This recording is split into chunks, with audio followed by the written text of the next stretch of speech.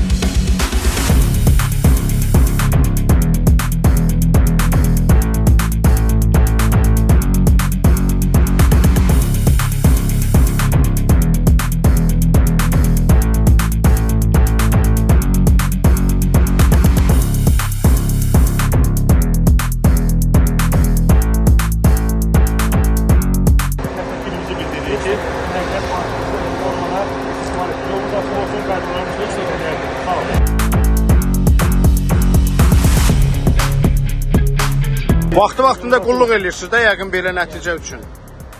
Bəs bu gənclər bəzən deyir yanacaq belədir. Deməli istəyəndə olurmuş, hə? İstəyəndə olar. Çox sağ olun, yaxşı olsun sizə. Jetur, gələcəyə toxunmağı sevənlər üçün.